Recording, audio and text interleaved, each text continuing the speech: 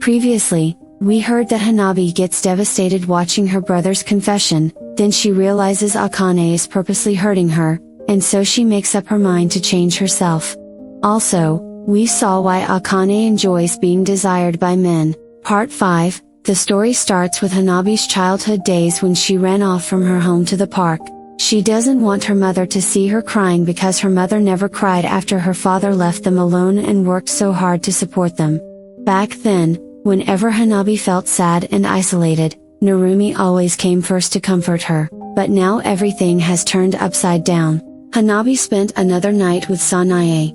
Having an alone weekend, Mugi went to see his old friend Mei and asked her to distract him for a while. Mugi is nervous around Mei after meeting for a long time. However, Mei knows Mugi just called her for sex, so she asked straight away to make it sooner. They both hung out in a hotel room and had sex with each other. After having a carnival ride, Mei said they were even now, and Mugi knows that's a signal for the end of their relationship. Though Mei is the one who always wanted Mugi to have sex with her, she doesn't want to be a replacement anymore. Monday morning, Hanabi meets Mugi at the school, and they hang out on the rooftop. Mugi, who is going through a rough patch of rejection, refuses to speak with Hanabi. But there were times when Hanabi and Mugi were incredibly close, and other times they were total strangers. They were their replacements after all. Now Hanabi has Sanae to fill her void, and she might not need Mugi anymore. But surprisingly, Hanabi kissed Mugi and decided to stay with him, even though he wouldn't talk to her. Mugi also couldn't resist her, and they shared a passionate and deep kiss. Fulfilling their desires on the rooftop in comfortable silence, Hanabi asked Mugi if he sleeps with someone else. Mugi said, "Yes, you did that too, didn't you?" They know they just did it for the same reason. It's all because it started to feel really good. It did. Following school, Akane sprawls across the piano, feeling bored and exhausted from her same schedule, yearning for excitement to break up her daily grind. Just then, Narumi enters the music room and approached her. Akane knows he's been looking for an answer to his proposal the other day, so she smiled and said they didn't know each other all that much and asked if he is free tonight. But deep down, she just wants to have fun to get rid of boredom. Meanwhile, Mugi and Hanabi spend some time together at Mugi's house. He feels happy to have Hanabi in his bedroom once again. Seeing her innocent gaze, Mugi gets attracted by her cuteness and is unable to see Akane on Hanabi. He desired to shallow her and ruin her innocence. After all, he is Scum.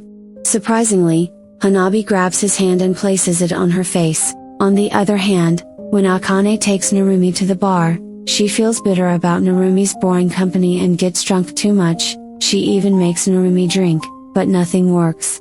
She gets disappointed and leaves the bar. Akane is unable to walk on her own and consequently stumbles. Instantly, Narumi springs into action, catches her before she falls, and saves her from getting hurt.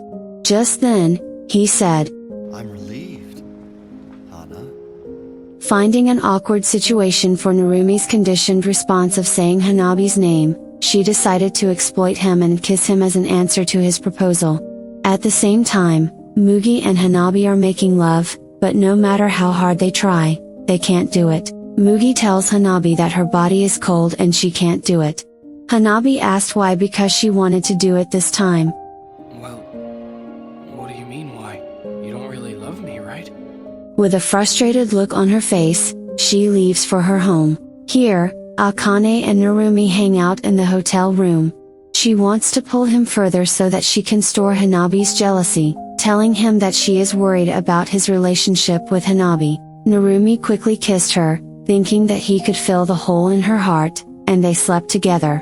The next day at school, Hanabi and Akane were walking in the hallway. Akane came close to her and said, Hey, Mr. Kanai and we had sex.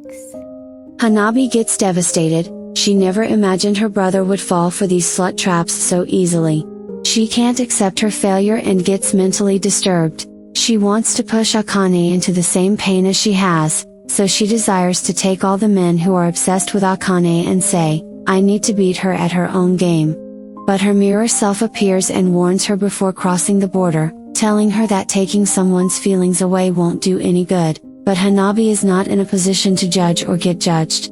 All she wants to do is steal all the men away from Akane, and for the first time, Hanabi makes up her mind and enters the slut world. That evening, Hanabi meets Mugi and tells him that she loves him and asks if he can date for real, but deep down, she desires to take Mugi away from Akane and exploit his feelings for her.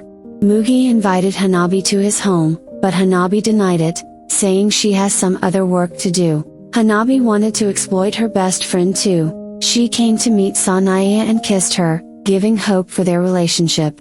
However, she couldn't bring herself to exploit Sanae's feelings. Hanabi apologizes to her and quickly runs away in tears.